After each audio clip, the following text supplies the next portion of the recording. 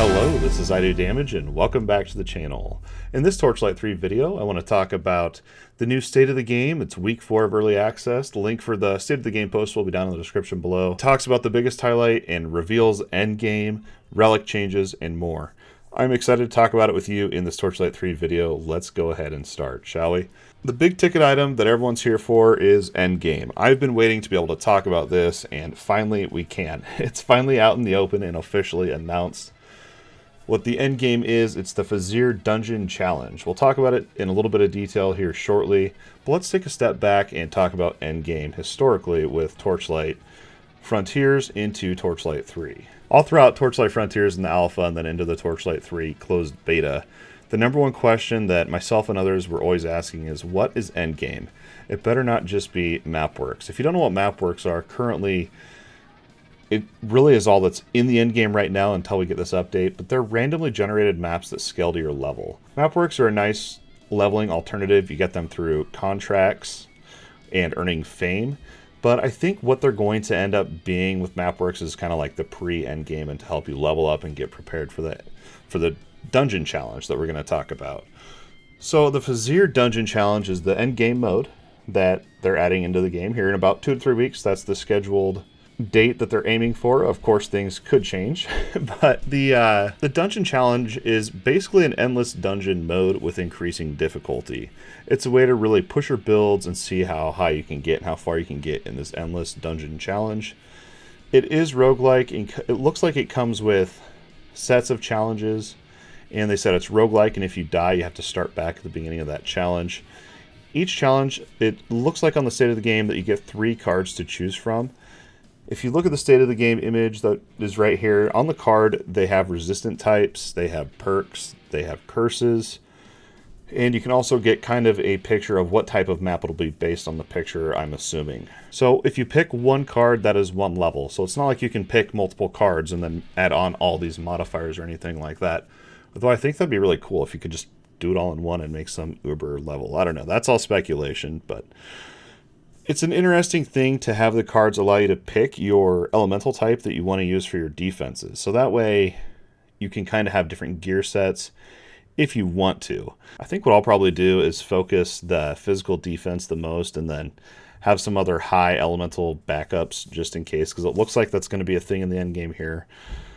But yeah, that's basically what it is. Endless dungeon mode, and then you have cards to pick your level that are, I don't know if they're randomly generated, but you get to make choices there. And then the big topic for me is, how do you get rewarded? What's the point in doing this endless dungeon mode, right?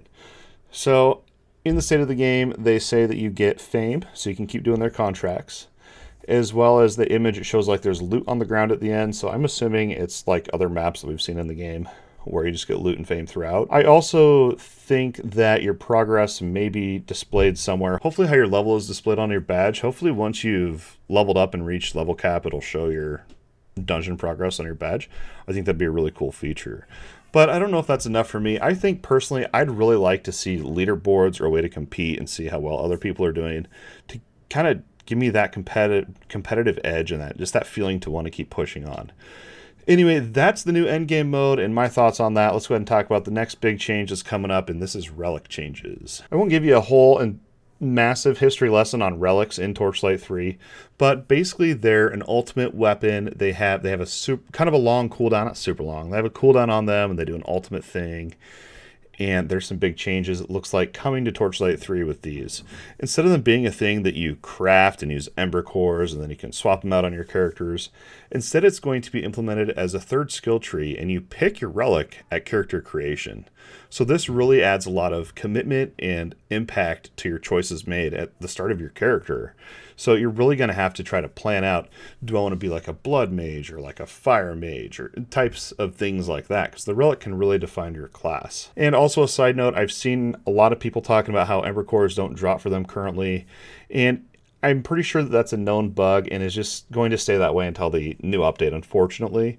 But we'll talk about it a little bit later in the video, some other things that you can kind of do to help you out in the meantime. Last thing I want to comment on relic changes with it being a third skill tree. Hopefully this adds more depth, and I really hope that on that third skill tree or relic skill tree, there's some real impactful choices to be made.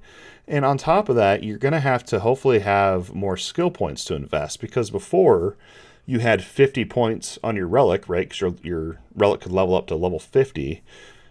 And so when it's on the new skill tree, are they just going to give you 50 more points, or maybe each time you level up, you get 2 skill points?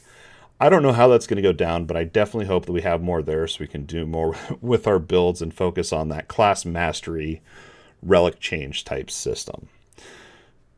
Last thing I want to talk about is the public test realm that is going to be coming out, I believe, next week, the week of the 12th. I think the public test realm will be coming out Tuesday next week, so that puts us at July 14th, it looks like.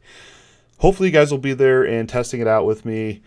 I'll be allowed to stream it, so definitely make sure you tune into the Twitch, YouTube channel. I'll be covering all the big changes there, and I'm super happy to finally share some footage of that.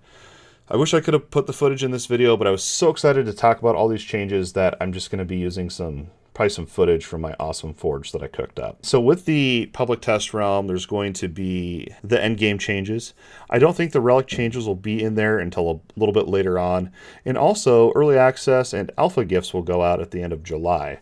As far as what the gifts are, I'm not entirely sure, but I'm definitely excited to see what goodies they're going to toss our way. So overall, and in closing, I'm excited. I have been over the top excited for this announcement, for everyone to know about what the end game is, the relic changes coming up, and to be able to talk about it with you guys. So I hope that you'll check out my social media links down below, hop on the Discord, tweet at me, drop a comment down below, whatever it is. Let's have a chat. I'm curious what you guys think about the end game from the State of the Game preview. Do you think it's going to be enough depth to keep people playing after they beat the story? I hope so, but time will have to tell.